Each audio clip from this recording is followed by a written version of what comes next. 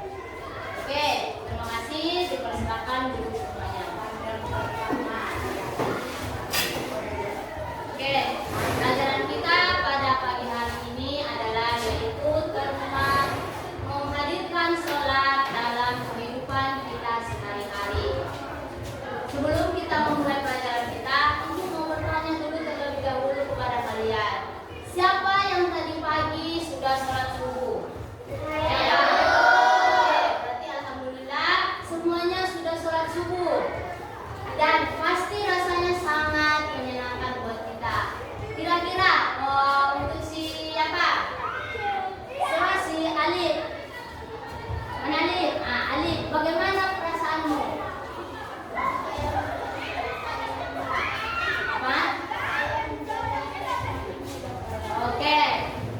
Berarti kalau sudah salat semakin mudah apanya?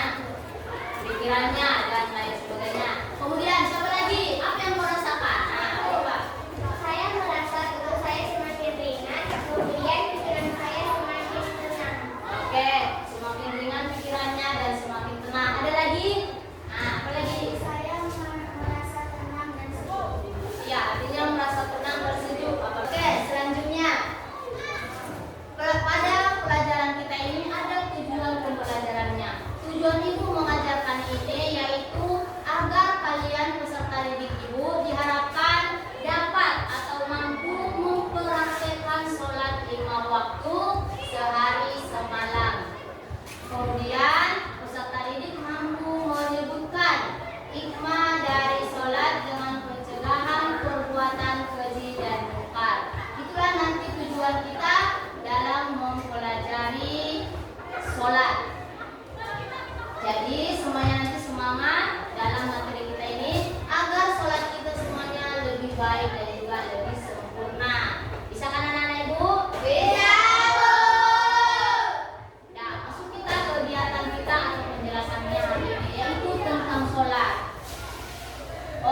Siapa yang tahu apa itu menurut kalian makna dari sholat? Siapa yang tahu? Ikut di tangan. Siapa? Atau pengertian dari sholat? Siapa yang bisa? Saya bu. Coba apa nih bu? Sholat merupakan bentuk ibadah kepada Allah Subhanahu wa Ta'ala yang terdiri dari perkataan dan perbuatan tertentu yang dimulai dengan takbir dan diakhiri dengan salam. Iya, bagus. Sholat itu adalah kalau menurut istilah dia adalah sebuah doa. Doa kita kepada Allah SWT.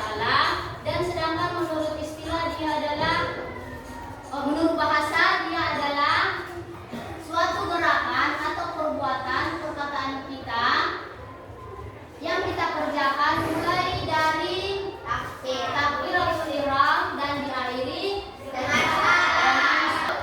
Kita lanjutkan yaitu apa itu sholat wajib? Sholat dia kan ada sholat wajib dan ada sholat sunnah. Nah, sholat wajib itu adalah sholat yang harus dilakukan oleh setiap muslim. Jumlahnya ada 5 kali sehari. Jika tidak dikerjakan maka berdosa. Iya, sholat wajib itu adalah dia wajib kita kerjakan bagi setiap muslim. Bagi setiap muslim itu wajib mengerjakan sholat. Kalau tidak dikerjakannya berarti dia berdosa. Selanjutnya nama-nama sholat yang tadi yang kita kerjakan dia sehari semalam ada 5, yaitu ada sholat subuh 2 rakaat, sholat zuhur 4 rakaat, sholat asar 4 rakaat, sholat maghrib 3 rakaat, dan sholat isya 4 rakaat. Nah, pelajaran kita hari ini ini dulu, tapi terlebih dahulunya ada lagi yaitu tentang tata cara sholat. Semuanya udah tahu bagaimana tata cara sholat? Ini ada video dari ibu. Sama-sama kita lihat dulu. Allahu Akbar, Allahu Akbar kabira, walhamdulillahi katsira, wa subhanallahi bukratan wa asila. Inni wajjahtu wajhiya lilladzi fatara as-samawati wal arda hanifan musliman wa ma ana minal musyrikin. Ibrahim wa ala ali sayyidina Ibrahim fil alamin innaka Hamidum Majid. Assalamualaikum warahmatullahi. Assalamualaikum warahmatullahi. Oke, dan itu tadi videonya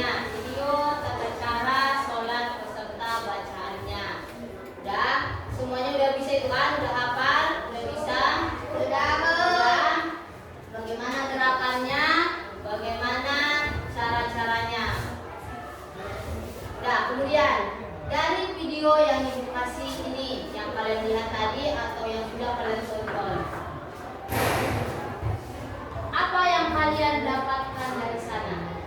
Siapa? Menonton tadi, apa yang kalian dapatkan? Coba. Setelah kami menonton video yang kalian berikan, pertama kali saya sendiri, saya merasa lebih kalian melaksanakan sholat kita isuki dari keluar atau masjid. Dan kita harus fokus untuk sholat, tidak boleh menghayal. Dan itu harus kita lupakan. Nah, bagus. Tepuk tangan dulu untuk dia. Ya, ketika kita melaksanakan sholat itu, memang benar kita harus fokus. Jangan yang ada di pikiran kita ketika kita takbiratul ihram, Allahu Akbar. Padahal seharusnya membaca surah Al-Baqarah yang ada di pikiran kita. Udah habis enggak ayam yang di rumah? Gulanya tadi enak hadis, atau orang ayamnya enak hadis, atau kepikiran kita nanti aku mau kemana, mau pergi main-main. Itu tidak boleh. Makanya ketika kita sholat, mengerjakan sholat, memang benar-benar harus fokus. Tidak ada di pikiran kita yang lain-lain. Kita harus benar-benar fokus. Kita menghadap kiblat dan hati kita memang betul-betul lurus untuk mengerjakan sholat. Kemudian apa lagi? Siapa yang ada lagi? Yang kalian dapat? Gak ada lagi? Gak ada? Tidak ada. Berarti sudah bisa lah nanti kalian amalkan di rumah. Apabila sholat kalian yang tadinya belum khusyuk, mudah-mudahan setelah pelajaran ini semakin khusyuk lagi di rumah, atau semakin khusyuk lagi sholatnya. Jangan lagi yang tadinya kalian sering menghayal pas sholat, buanglah itu. Usahakan sekhusyuk mungkin. Ketika mau sholat itu, buang pikiran kalian yang aneh-aneh, atau pikiran kalian tentang rumah, tentang PR, dan lain sebagainya. Udah? Membaca buku juga kalian sudah, mendengarkan pengertian dari ibu, kemudian menonton videonya juga sudah. Nah, sekarang ibu mau mengasih tugas kelompok.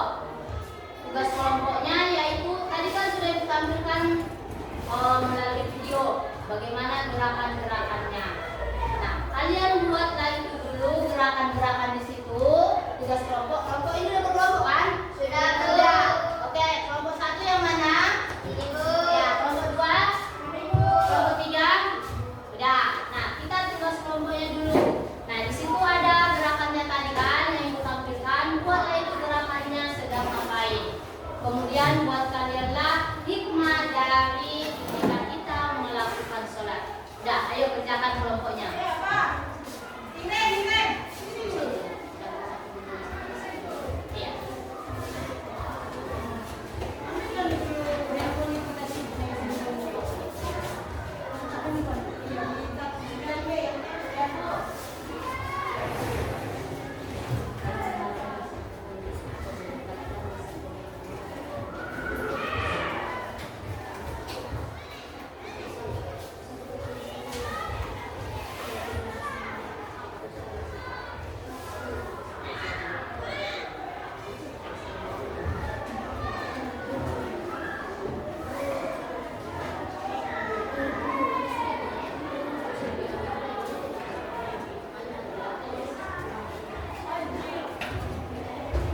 Bu, bisa kami tulis negara yang satu satu. Bisa.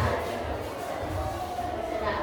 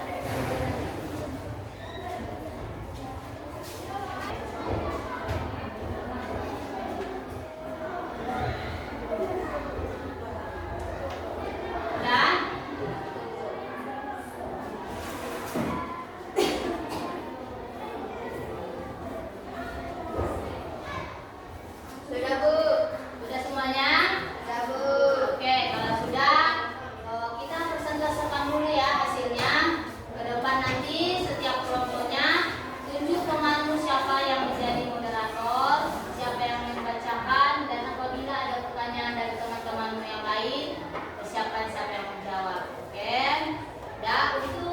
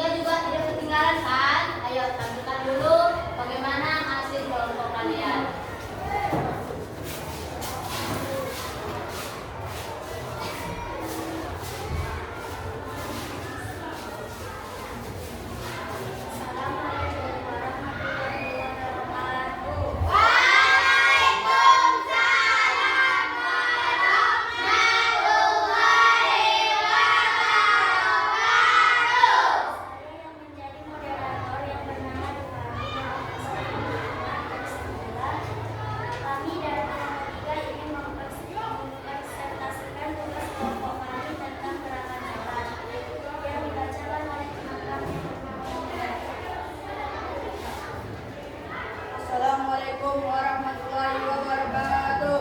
Waalaikumsalam warahmatullahi wabarakatuh. Gerakan yang pertama yaitu takbiratul ihram, yang kedua i'tikaf, yang ketiga rukuk, yang keempat i'tidal, yang kelima sujud, yang keenam duduk antara dua sujud, yang ketujuh tasyahud, yang kedelapan salam, yang kesembilan doa. Sampai sini ada yang mau ditanyakan? Tidak. Berikut adapun hikmah salat dan kesadaran yang dibacakan oleh Baik, saya membacakan hikmahnya. Yang pertama, melatih tubuh tetap aktif. Yang kedua, menjaga kelenturan otot dan sendi.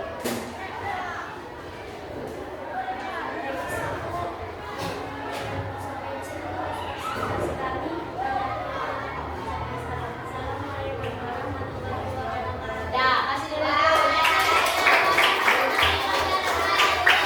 Oke, udah. Berarti semuanya tugas kelompoknya udah siap dan sudah dipresentasikan. Berarti semuanya kelompok sudah paham dengan gerakan-gerakan yang harus kita kerjakan ketika kita ingin sholat beserta hikmah-hikmahnya. Mudah-mudahan kita semua bisa mengerjakan sholat tepat waktu, jangan lagi ditunda-tunda atau dilupa-lupakan. Udah? Sudah, Bu? Sudah? Sudah, Bu? Sudah paham? Sudah, Bu? Sudah, tadi kita kasih materinya. Agar kita rileks sebentar, kalian tidak lagi pusing-pusing. Ibu ada video untuk SPG. Dengarkan sama-sama ya. Ayo teman, berikan pedangnya.